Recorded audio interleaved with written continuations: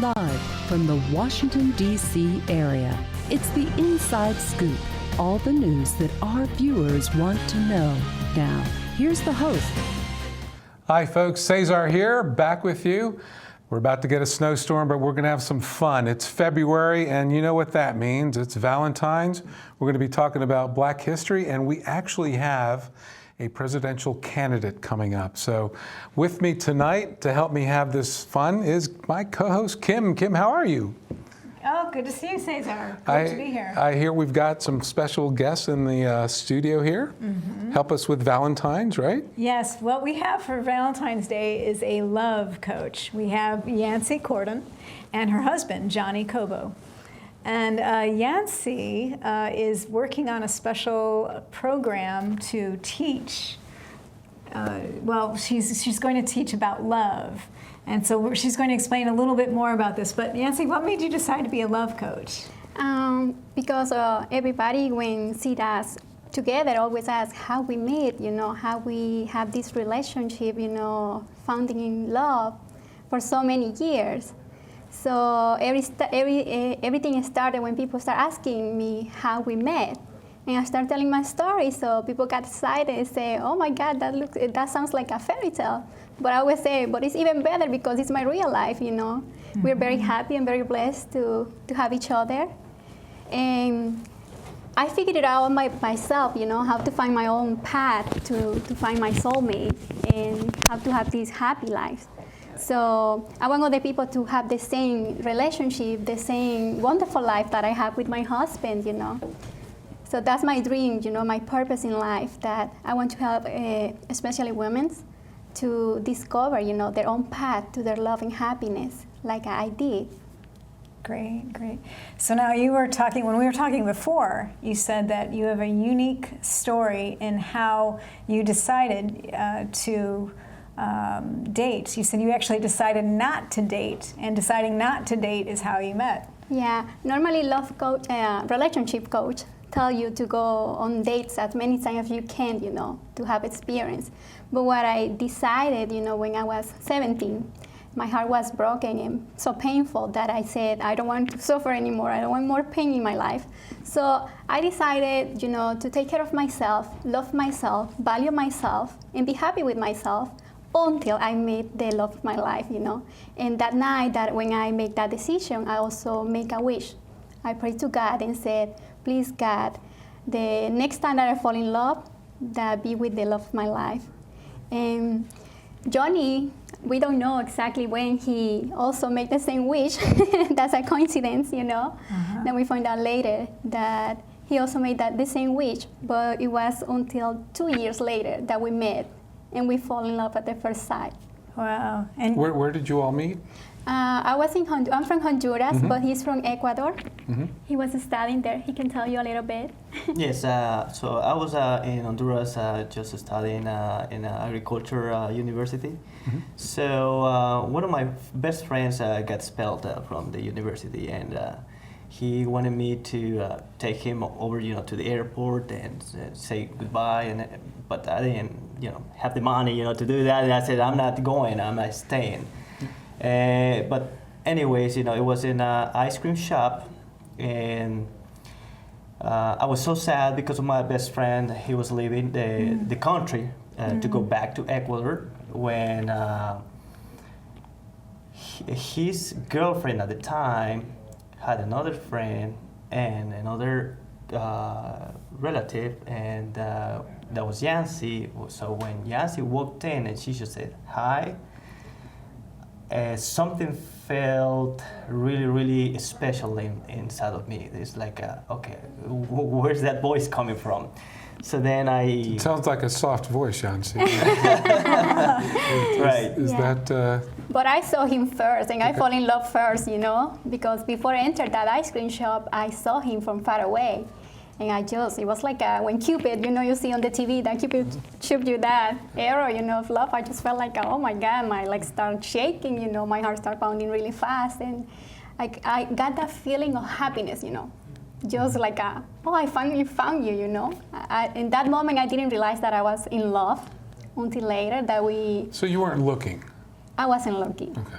I wasn't looking. So some of the life coaching or love coaching things that you're That's more discussing. about teaching women how to love themselves and value themselves. So because when you have love in your life, you know how does it feel. So when you know how really love feels like, you're more aware to recognize true love. So what makes my relationship with Johnny different from the other boyfriends that I had before was that in the other relationships, I never felt enough love, from them. I never felt secure of their feelings, Even I never felt secure for myself, I felt like I wasn't enough for them, or nothing felt exactly perfect, And since I met him, everything was wonderful.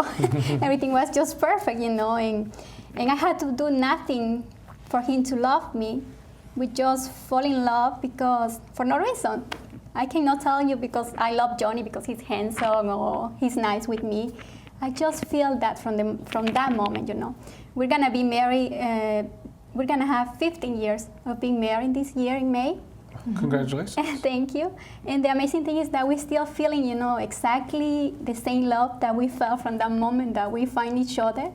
And that's why I want to help other women to have, to find that person that I really believe that is their soulmate, that you can share your whole life and be always amazing, Because every day is just wonderful to wake up next to him, and he hug me and kiss me. And I do the same when he comes back home from work. And thanks God we have a wonderful daughter too, a 12-year-old daughter that we love with all our hearts too. So we have a wonderful family. Oh, that's awesome. Now, in your book, you were saying that sometimes people get bad advice. And then you said one example of the bad advice was that some people say, oh, the man needs to love the woman a little bit more than you love him. Yeah. And so you're saying there was a lot of bad advice out there, and you said that what was the differences? You said this relationship was more equal, where the other relationships, how you were comparing that with the other. Yeah, I don't feel like I love more Johnny or Johnny loved me more. Or do you feel that? No. No? See? It's the same. It's Right. exactly the same, and it's not something that you need to earn, from the other guy, or try to do something special just to make it feel better. You just feel it. So that's the key. You feel the same way, and you're connected within your hearts and your souls. So that's what makes a difference, and that's what Yancy is trying to teach in her book and her blogs that she's trying to put up together. Yeah, because she wrote that in the past she tried to make something work that wasn't working. Yeah, with my ex-boyfriends, I always tried to be the best girlfriend I could ever be, And I was in need to have love back. So because I had that need, I had to work hard, to get what I was needing to have. But I have my second boyfriend. From that relationship, I learned because I felt that he always loved me more than I loved him. So that's when I learned that love has to be equal, And because when it doesn't feel equal, sometimes you start feeling like you don't deserve that, to having good things. But if you love yourself and you have good things and you love the other person the same way, everything works, flows natural. So you said the key is to love yourself first. Yes, then good things happen. Yeah, because everything comes between you, from inside you. So when you love yourself, or your love gets through your heart, to your body, and other people around you can feel that love. So you start attracting the right persons in your life, the right friendships, the right job, everything in your life changes. You don't settle. Yes. So. And then you went through, after meeting, you went through big obstacles. You went through how many years of long distance relationship? We only have 1 year Different countries? long distance relationship because he was in Ecuador and I was still in Honduras. And from the distance, and the culture, my dad was very overprotective with me. I was the only girl in the house. And I have two brothers, but I was the only girl. My mom died when I was 12. So he became very overprotected to me. So he never let me have boyfriends, He never let me date. Good father. Good father. He was the first and the last one that he dated me, with my dad's permission. But when he proposed me, My dad changed his Did mind. you ask her father? Yes. Yes. That's yes. a good guy. Yes. That's a good guy. I asked, for permission to date Yancy, and be my girlfriend, and so And then later he wasn't happy about that in the first time, but everything. I mean, for some reason, he started to like me a little better, because I guess, when we were, I would say what you are actually expressing within you it was only good things about Yancy and Yancy about me, and I guess the other people can feel that, and that's what it makes a little difference. So and, you take care right, of it. right. So And then she left, and she moved to your country, and Yes. with a tremendous amount of trust. Not hardly knowing you. Very, very. I was very impressed because she never left the country except for well, you were in the A trip cars, that I did in a course that I was Yeah, that was, when I was the 15. one time. But this time was we are leaving the country to live in a totally different country that she doesn't know. So that was something that very, very. I would say, valuable from Yancy, that she was sure that she was actually getting into a journey of happiness. And and That was the I feeling that left me. A lot of people say, you don't know the other country, you don't know what's going to happen, you don't know anybody over Right, there. they're scared. But she knew that she had me, and I knew I had her. It's So, tremendous trust. Yeah, I was sure of her love for me. That was the only thing I was sure about. Yeah. I wasn't sure about if I was going to like the country, his family, or the food, or whatever, because everything is different there. Everything, yeah. Yeah, but the Yeah. only thing that I knew that I was sure about was his love, and that was enough for me. Yeah. People told me that I was crazy when I was going to marry him. How could I do that and left everything behind me? College, family. Yeah, my we call that a things. leap of faith. And then they Yes. left again. And they went back to they went to the U.S. Wow. Yeah, now we So came what here. brought you then was something you said you went through some hard times, and that's why. Yes, you did it. unfortunately, back down there it was hard times, and the economy down there. So, Yeah. what Yancy, was telling me is that we would go wherever we need to go, but together, and that's what we came here with nothing very much. Well, we look forward to hearing more of this from your blog. And there's an email address, you can reach her, but we're going to hear more about you in the next coming months when you get that book out. Yes. So come on back when you finish that book. We want to hear more of your story. Happy Valentine's Day. Thank you.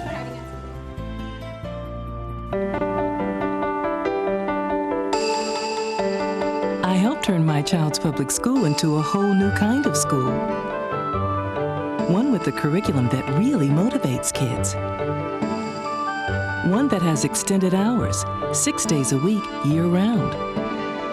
With loads of academic, cultural, and recreational activities. One that has support services like medical and dental right there. A school where parents' involvement is encouraged. Where teachers have more time to teach. And students are excited about learning. There's just one problem. My child doesn't ever want to come home. You can help turn your school into a community school for excellence.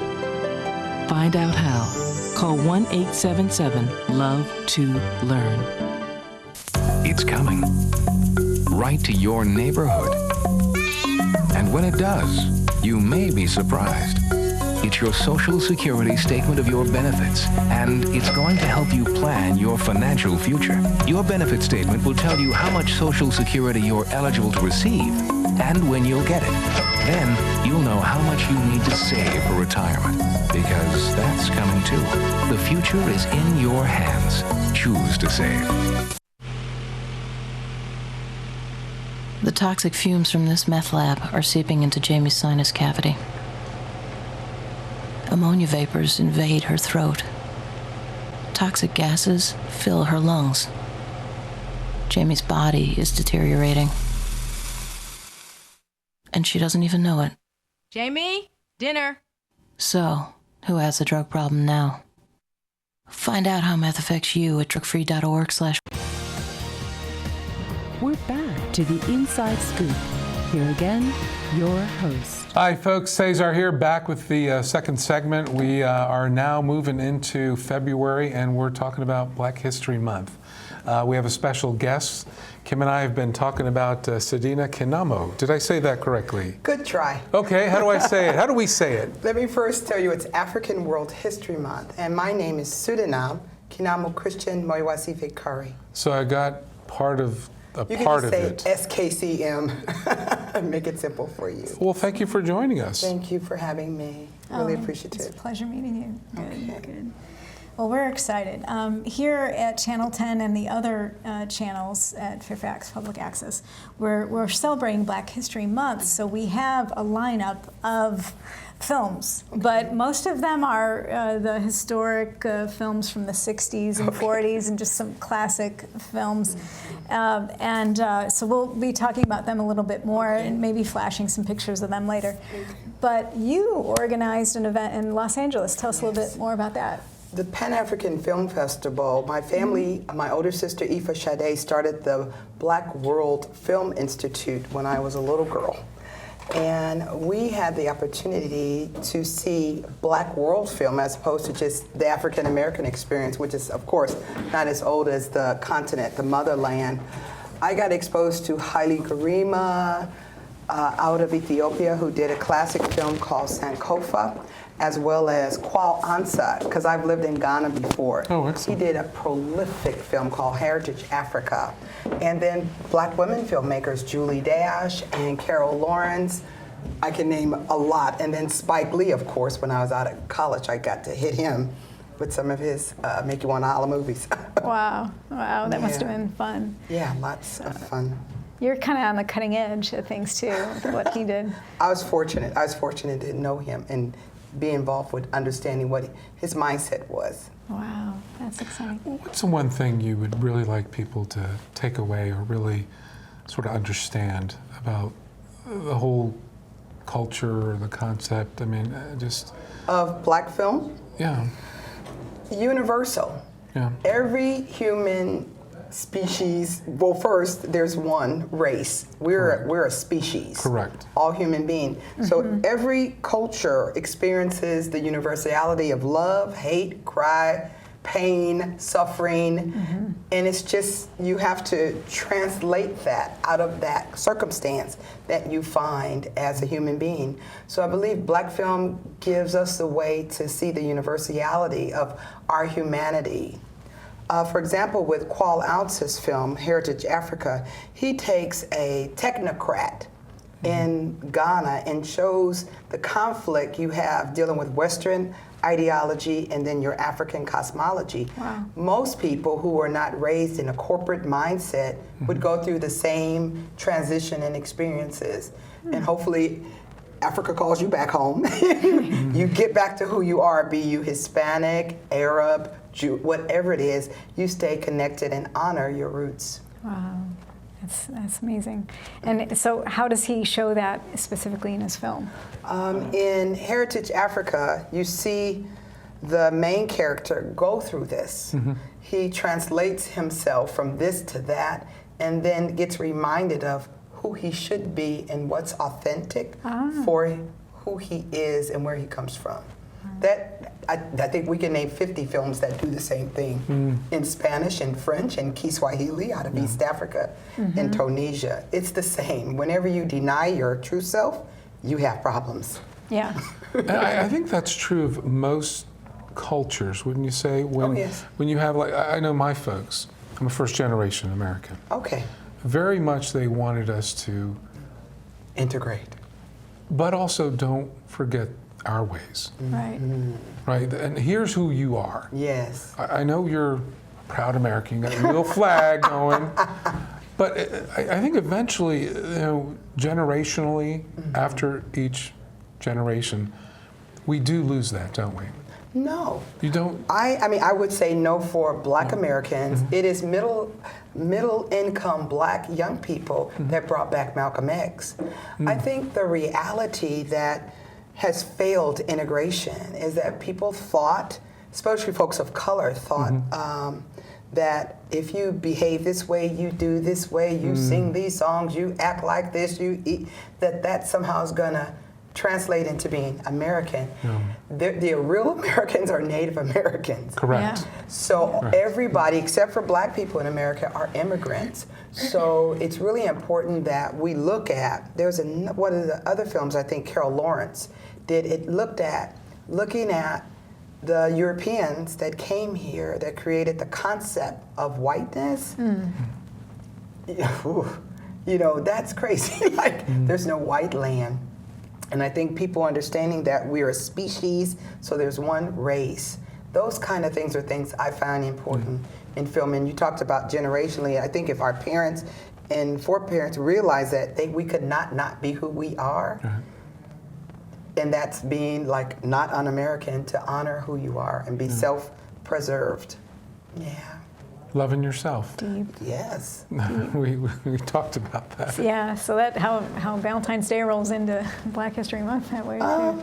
No. Not really. You're scaring me now. No. We're trying to bridge. Okay.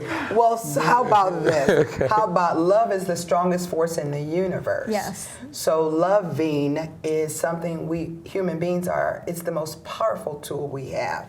It's And innate in us, yes, isn't it? it's innate. Yeah. There's nothing more rewarding than helping another person. Nothing. Service is the rent we pay on earth. Wow. Wow, I like that. Yeah. So now, how did you get involved with? Was it in college? When did you first become in love with your roots or learning about your roots? Oh, I met it. I met a system. I'm one of 20 of my father's children. I'm number 16 at the bottom. So there are 4 under me. So when you're born into a routine and a system, you think everybody does that. You think people love each other, care, share. The one thing my parents did wrong, I would say, was not tell me that people won't like me just because. I mean, people find that, oh, wow, they were so loving. Nah. If they could have said, sister. Warned you. Yeah, there's some people you'll meet that because you're female, because you're disabled, because you have natural hair, because you speak well, they ain't gonna like you. So don't spend 30 seconds of your time. You know, I think I would have gained 5 extra years and a lot less gray hair. To feel it, Not to spend time on people who care not to be better. So now I realize that Jesus couldn't get everybody. Muhammad couldn't either, and Buddha sure can't. Okay. That's amazing. That's a great universal way to look at it. I have to. That's great. It's beautiful. I can appreciate that. I have 51 first cousins. So, but only 4 in the immediate family. Oh, wow. So, but Was your papa a Rolling Stone? well, I'm sure he tried to be. I'm sure he tried to be. I love it. But I think to your point that it is natural to care for and love with the theme of February. How does it get lost though? Where does humanity fall? And it's just not with one race or one culture. I mean, you could point. Why is that? I'm green. Do you all realize that I'm a green? And I believe that the illusions of democracy, the way our culture has been structured to be corporatized, the myths that have allowed so many people to hurt and harm themselves is the issue. I'm green. We believe in nonviolence. So violence has to be expanded to mean, for me as a Green Party, us against them. Part of my campaign, we're talking about how do we raise the level of humanity amongst ourselves. Americans generally are giving, caring people. It's these constructs of misleading us about whiteness or class and capitalism that has caused a lot of folks to disengage. As we all know that not even 30% identify themselves with the 2 corporate-funded parties. Right. We're at a precipice of change because of climate change. Since 1945, human beings, our species, has been able to annihilate us. I'm sure for wine it was good, a good year, but for us it's the worst year. And I know from traveling around the U.S. that the majority of Americans want to change. We want love, we want care, we want commitment. That's why most people don't vote, because they're not happy. We want it. Look at We Are the World, look at everything, Haiti, any issue that has come up, we stepped up. It wasn't governments, it was people. Do you remember Not in My Name? That was people, that was no government.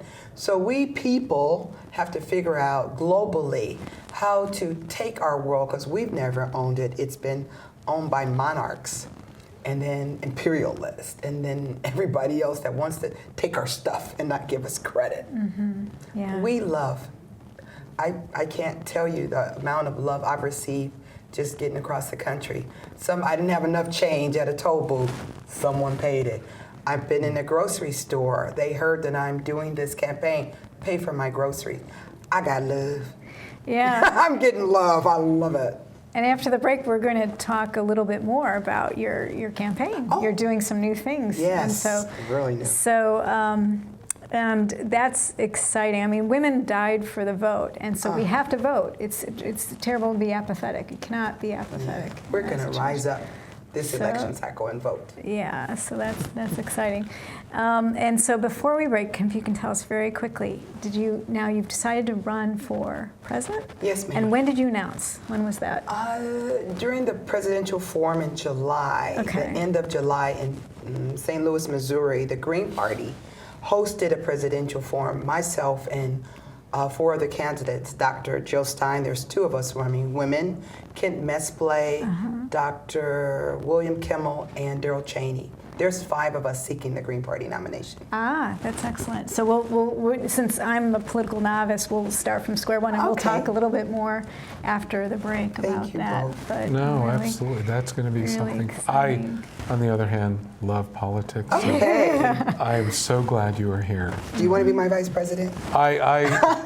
Well, let's just say I will never say no to any opportunity. Okay. But let's learn a little bit. Okay. And then go from there. We certainly do. And again, appreciate this segment, but the next we're going to have you on for a couple more segments on here. So we definitely look forward. We'll be right back. Okay. Folks, I told you we had a presidential candidate in our studio. So we've got it. Please come back for the next couple segments. We'll be right back after the spot. Thank you.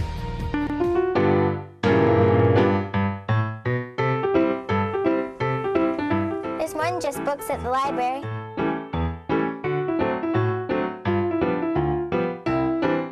There's more than just books at the library. Excuse me. There's more than just books at the library.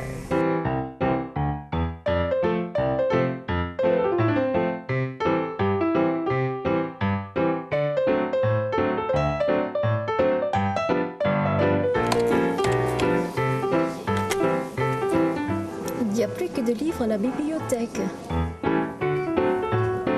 Hello. You have a lot of great books here today. You know there's more than just books at the library. I know. There's more than just books at the library. I don't want to be hooked to a machine. I want all the medical treatment available to me. I wouldn't want my family to have to make this decision. My doctor knows what's best for me. An advance directive is your life on your terms.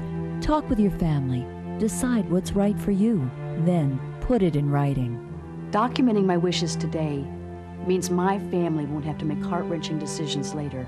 To learn more, visit www.putitinwriting.org. 1,200 American youth run away from their homes every day. The National Runaway Switchboard is here to help. 1-800-RUNAWAY. If you are a runaway, thinking about running away from home, or a parent or guardian concerned about issues facing your child, call us 24 hours a day. 1-800-RUNAWAY. In times of crisis, hope is just a phone call away. 1-800. We're back to the Inside Scoop. Here again, your host. Welcome. Hi, folks. Cesar here with Kim. We have a very special guest back in the studio, presidential candidate. Yes, we do. It's here. It's live. Yes. Good try. You Excellent. Better than I did it the first segment. We'll give you a couple more tries. Okay. Okay. So before the break, we were talking about you got in. Yes. You're running for the nomination of the Green Party. Yes. How's that going? It's challenging. Yeah. We don't accept corporate funds. So part of why I'm even here in Virginia is to outreach first to Greens and then to my fellow Americans to tell them about our 10 key values and our 4 pillars and how our campaign wants to expand those things. Our 4 pillars are ecological wisdom, nonviolence, social justice, and grassroots democracy. That's broad, that's big, and it took place back in 1984. Like the Constitution, I think any founding document needs to be relooked at. So our campaign went on a 40-day tour asking people what they thought about the criteria of being the presidential nominee for the Green Party and the president of the U.S., and then what we need to do. And what we heard in that 40 days is that most folks of color are not joining our party because it doesn't look like me or them. So, like, what can we do? Well, you can end white privilege. Okay, I'm going to challenge Europeans inside the Green Party to end white privilege and white supremacy. And I'm doing it. So I've asked Green Party people to stop saying you're white. Find your ethnicity. And the majority are probably Eastern European. So find your ethnicity and claim that, and then go to the government and say, I need another box on the census. Just like Black Americans did. Claim who you are. You know those guys in Oregon? If they knew their DNA, they would not be on Native American land. Right. No, I mean, it's illness, and we are mentally ill. We need to wake up. Wow, it's a great observation. Yeah. So just structurally. Okay.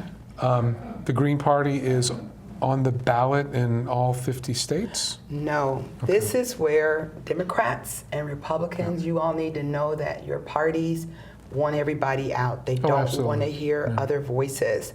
We're only in 22 states. We have to fight and come up with just crazy numbers of signatures to be on the ballot. You heard about the debates. They've canceled people for the last 20 years being in the debates. They don't want alternative voices. Actually, it's imperative to hear it, given that climate change is going to kill us all. And they just keep knocking it out. But again, the third of Americans don't vote.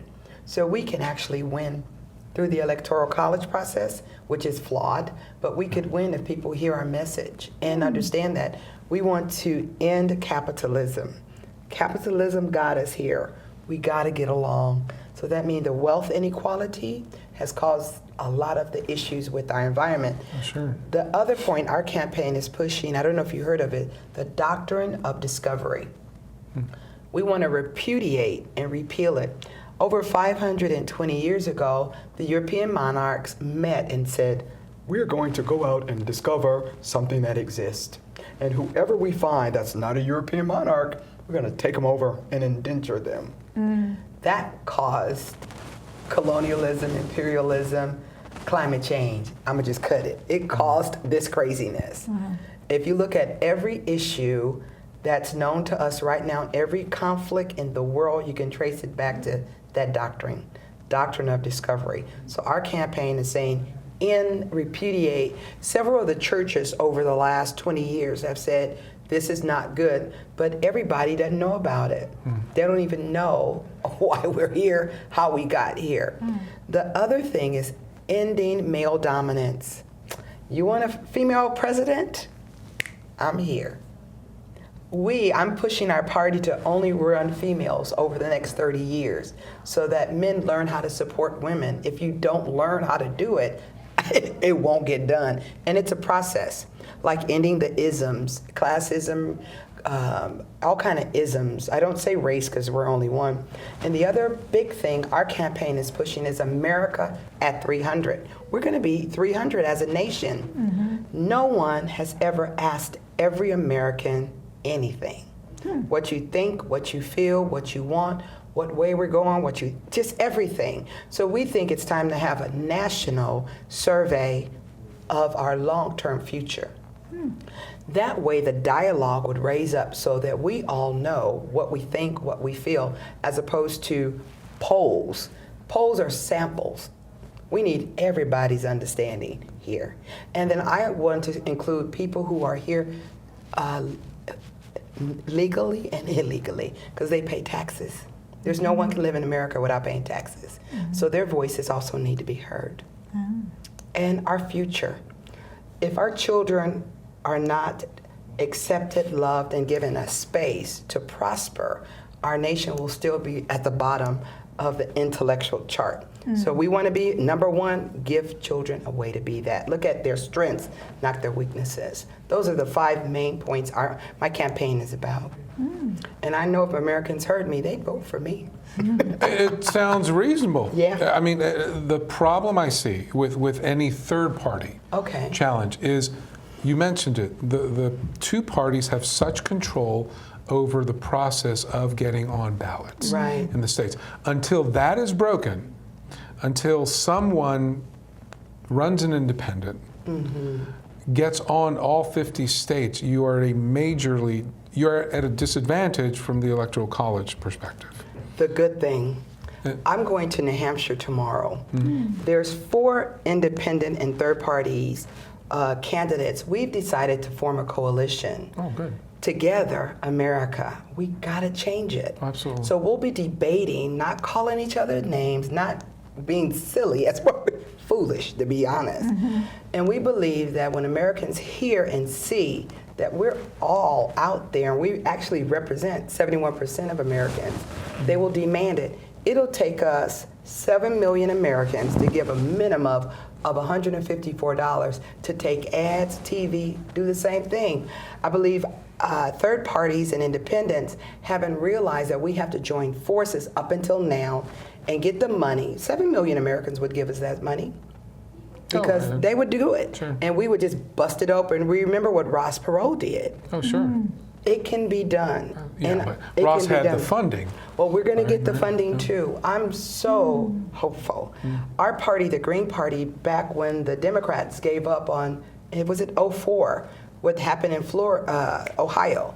It was Green Party people that said, we got to count those votes. They weren't our votes. They were mainly black folks who were being disenfranchised. We came forward. We've done it in so many incidents, in so many situations. People will be willing to support. I know that. I know I'd give $154 to hear voices. There's some lawsuits that are against the presidential debate, which is just crazy. So we'll get it. We'll get it. So what brought you to Virginia today? And this is your first time in Virginia? Yes, I'm going to be debating on public square libertarian. I'll be having a debate. I was in Baltimore, Maryland earlier, talking about strategy, because we have a very brilliant young man running for mayor there as a Green. And I'm a strategist. I do strategic and tactical planning. So I meet with candidates and Green parties to see how we can help expand and build in folks of color. Because nobody can win the White House without having people of color. Yeah. That's excellent. Yeah. It's so exciting. Busy. So right after you speak to us, you have another show at 8 o'clock tonight. Yes. And then what else is on your agenda? I'm going to New Hampshire. And then I drive to New Hampshire. Yeah. We're going to be launching at the Radisson Hotel, where all the media is, our coalition. Okay. We were in Iowa. We're, following these folks. We're going to get some attention pretty soon. And when will you be back to Virginia? Probably after June. Okay. Hope I can be invited back. Oh, no, absolutely. We're not done with you yet. We're not done. Okay. Oh, okay. Not done with you yet. Just China. And so what do you think about Virginia so far, being here? Beautiful. It's for lovers. And it's Valentine's Day. It's so nice. Yeah. People have been very kind and loving and warm. I've been here for 5 hours and I've got none but love. Wow. Okay. Nothing but love. And where was your stop just before here? Oh, It's a blur. It's a blur. It was in Virginia. It was in Virginia. Like, as soon as you crossed Maryland, I stopped to meet a friend, and I just can't remember the name of the town. Oh, neat. And then you did Maryland, or you had some. Before Virginia State, I was in Maryland. Then I was in Delaware. Before Delaware, I was in Louisiana. Before Louisiana, I was in Texas, and then I was home in California. Wow. Okay. And where's home for you in California? South Central Los Angeles. Ah, there you go. Yeah. Straight. No. San Diego State has a little bit of a connection there, so that's my alma mater. Oh, so, yeah. love. Yeah. I go to Mexico through San Diego once a month. Viva la raza. Okay. I'm in. Okay. Cool. Okay. Have you ever run for office before? Yes. Okay.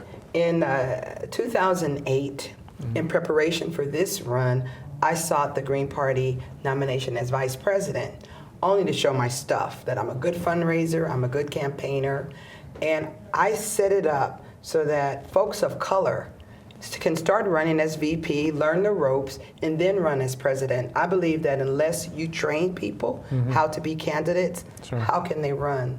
I could pick up the phone now, like I did. Hey, Bonnie, I'm coming to Maryland. Hey, Carrie, you have to have relationships. Politics is about relationships.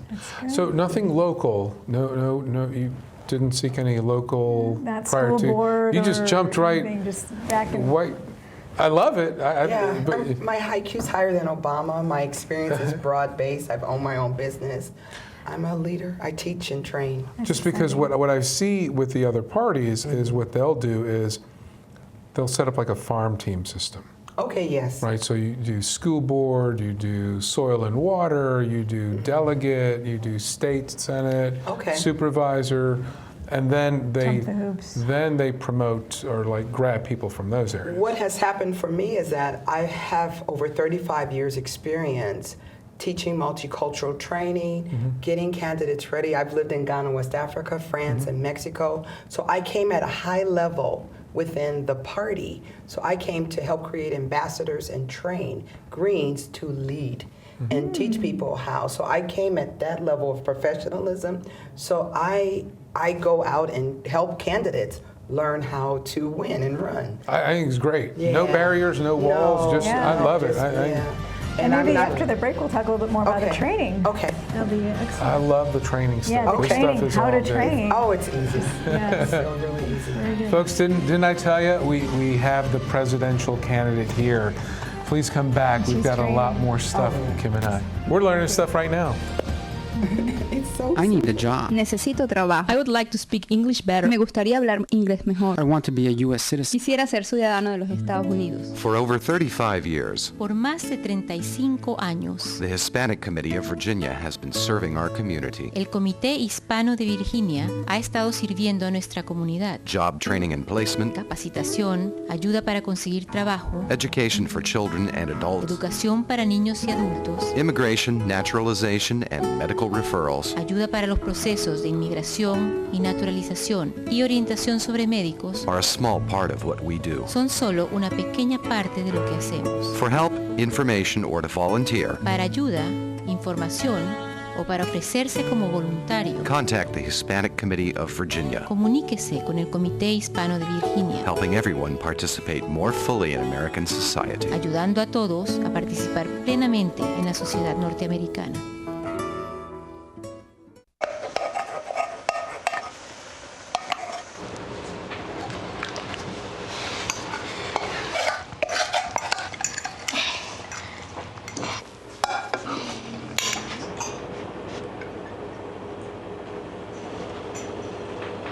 Hey, Lena, where's yours?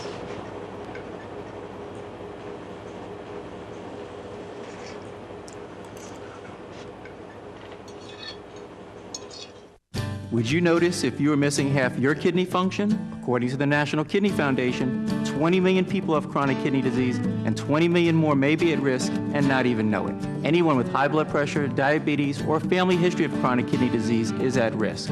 Early diagnosis is vitally important. get the whole story, talk to your doctor, and visit the National Kidney Foundation at kidney.org or call for a free brochure. Because when it comes to chronic kidney disease, you might not know the half. We're back to the Inside Scoop. Here again, your host.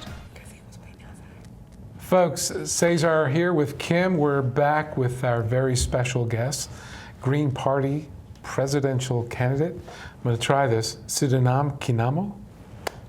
Closer? Bravo. Oh, qué bien. Bon. Kim got it right on the second try as well. So we know you have to leave. Yes, please. And we thank you so much for spending your time. I'm so grateful. In the last few minutes we've got here with you, because we're going to keep going, because we're going to talk about you when you leave. What's the one couple things you want people to know? Either what you hope, all this. We can win. Okay. America, we can win. We've never had this country. It wasn't designed for normal people. It was a wealthy class using us as workers. It's our country. We have more votes than the 158 families who give money to the candidates. We can win. It's just waking up and taking responsibility for our nation. We can no longer let ignorant people that we see on the TVs debate and determine and dictate our life and our lifestyles. Life will end if we keep doing what we're doing. And I think I'm not a social worker or a mental person, but they say if you keep repeating the same thing, it's mental illness. I'm not ill, and the majority of adults I know aren't. It's just designing a way for us to get past it. We can win. We can win. Exciting. Amazing. Yeah. Good. Thank you. We know you got to scoot. Thank you. And we'll let you go. It'll just get up and leave anytime. Okay. We'll be continued. Thank you so much. Thank you. Now we're going to give the folks your contact information, if that's okay. Facebook me. We're going to I'll do that request as soon. Facebook me. Now, is it the full name? You can SKCM Curry for president. Okay. And just joining that doesn't mean you're voting for me, but it'll help you see the evolution that we're going through as a campaign. We dialogue like we did today. We ask people questions, what they think. I get questions all the time. I have to type back, or someone in our team, and I'll say, that's not me, that's him. If he said that, check with me.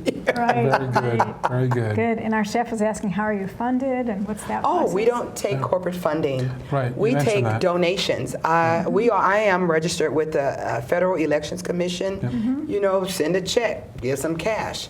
You know, you don't we're not trying to get $1 billion. We don't need that. It took me less than $15 gas to get and a $3 toll. Wow. Yeah, and then I sleep on couches. It's truly grassroots. Yeah, it's grassroots democracy. Welcome to Virginia and our tolls. Oh, that's been a fascinating thing for California. Oh, well. Yeah, it's been really interesting. Yeah, we don't like to invest a lot here. I see. Well, we'll change that. America, we can do it. Excellent. We can do it. Thank you. Thank you so We'll much. let you go on time for your next We'll let you go. Okay. Thank you. Good luck. We'll Facebook you. Okay, be well. Love. Okay. Peace and happiness. We love it. Can I sing my song? Absolutely. Paint the White House green. Won't you help me to paint the White House green? All right. Very nice. Thank you. Thank you. Thank you. Oh, absolutely. You are free. Take the mic there with you. We're all set. Folks, They'll take care I of told you, we had the our sound guys will take Green Party presidential candidate for the nomination. I'm sorry. Let me clarify. Seeking the nomination. So, Kim, what do you think? That was pretty awesome. That was fun. That was awesome. We love doing what we're doing here, and that was certainly a great segment. Oh yeah, it's a lot of fun. I mean, we did do that on the fly because she was here on a campaign stop visiting someone else. Yeah. So that was definitely on the fly. Where'd she go? And here she goes. Folks, wow, energy. And she said this is like being at home. So that's neat that she good. felt instantly comfortable in Virginia. Well, we're like that. We like to, bring people in, and we like to welcome folks and all that good stuff. So. And then now I'm being rolled away.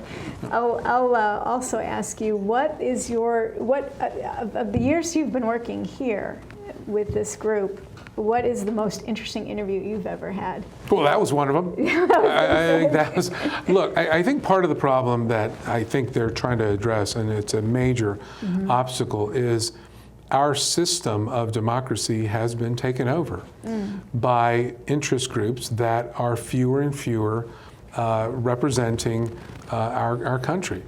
You can basically point to a handful of special interests and PACs that donate a lot of money to the two parties, and that has caused a two-party system that basically ensures perpetuating the institution of control.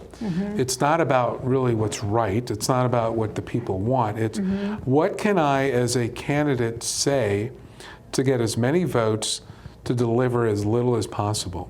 Now there is something with, I do like the aspect of corporate America and capitalism. If you don't perform, you're gone.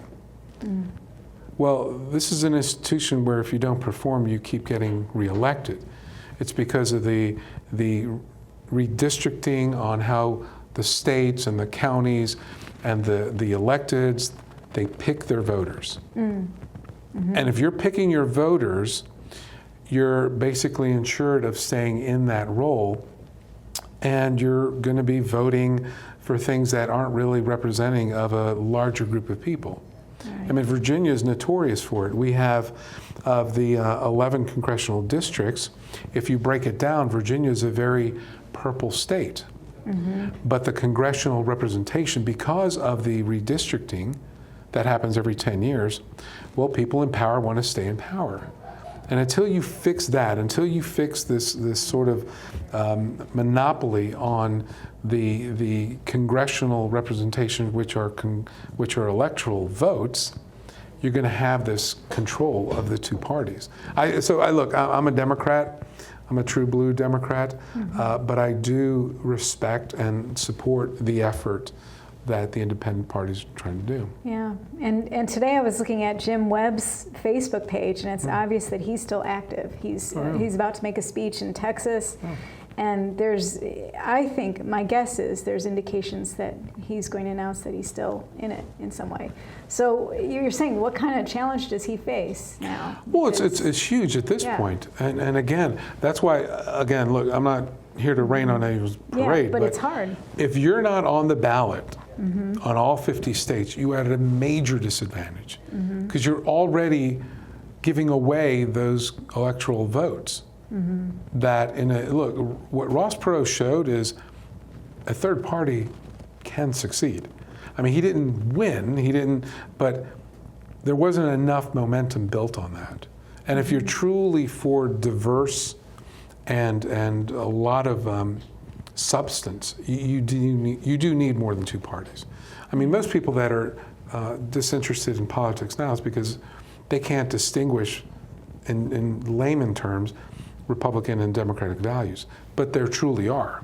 But the fact that most people can't name Secretary of State, can't name Supreme Court justices, they can't name their U.S. senator, they can't name their state senator, they can't name their House delegate. It's like, how have we come to this? Because they don't think it matters, because they're all the same. But you look at the European model, there are multiple parties on a lot of those country ballots. It's not just a two-party system. Right. And where she's from in California, the Greens have been on the ballot forever. But well, California tends to lead the way. That's why I was kind of heartened to hear that. I was like, well, if California's doing it, how many Green Party candidates have they elected to state office? As far as, that's why I asked the supervisors. Are they promoting at the supervisor level? Because whatever way you take this, you've got to have a farm team. I think it's great. Anyone should be able to run for anything, anytime. But the reality is, you need to bring those people along, and there's nothing like real world election campaigning, for yourself or for those people, because you learn so much. Everyone can read a book in the ethereal and have that discussion. Yeah, and it's a different animal out there. I worked on a city council campaign in San Diego years and years ago, and it's just, you run the lower level offices, you run nonpartisan. Right. But people know, okay, who's supporting who. Right. And they know, but it's not necessarily on the ballot. It's the strangest thing. Oh, and we have that in Virginia. Yeah. And the school board level, yes. But if you look at that, the parties have already gotten into those levels. Right. The school board gets the endorsements. Right. Supervisors get the endorsements. Right. Town councils get the endorsements. Yeah. That's because you can't get away from it. I think if you had more choice, more parties, you might get that there. Yeah. Look, I mean, as I said, I'm a true blue Democrat all the way. I always have been, but I wouldn't mind seeing more choices for people. I just think that's a natural thing. There are some Democrats. Yeah. Look, I mean, she kind of didn't say it, but I'll say it. There are some people that are flat out bigots and racists out there, but they're on both sides of that aisle. It's not just one party over the other. And I think you've got a system where people have been allowed to do or behave in a certain way. But if you had more choices, you'd probably get more people voting. Yeah. You'd probably get more people involved. So next step for Virginia, though, is back to what I read about Webb. On Facebook, he clearly was saying he felt that the folks out there in both parties aren't addressing foreign policy well enough. And so I feel like he's positioning himself to say, I'm the foreign policy expert. So what would he have to do now that he did what he did? What Again, getting on the presidential ballot. I mean, look, it's a huge effort. You have to collect a ton of signatures. You have to submit all the paperwork. I mean, he's familiar with it. He could probably do it, but the fact that he doesn't really have an active ground game, that'd be kind of tough. I think it's more likely that he might be positioning for a VP pick or something. Just because Bloomberg is talking about an independent run. Bloomberg has the resources. So he could do it. To mobilize 50 states, 1,000 volunteers to start with in each. I mean, he can pretty much pay that. Most other folks can't. Right? And that's part of the problem, right? You've got to get a lot of signatures in a lot of districts across this country. Well, that's exciting. I look forward to hearing more from you, and thank you for teaching me. No, Kim, I'm glad we got to do this, and we'll have more of these folks. And hey, February, Valentine, right? We had quite the diverse topicality here. Tonight. So definitely, folks, thanks again for joining us, and we'll see you back here next time.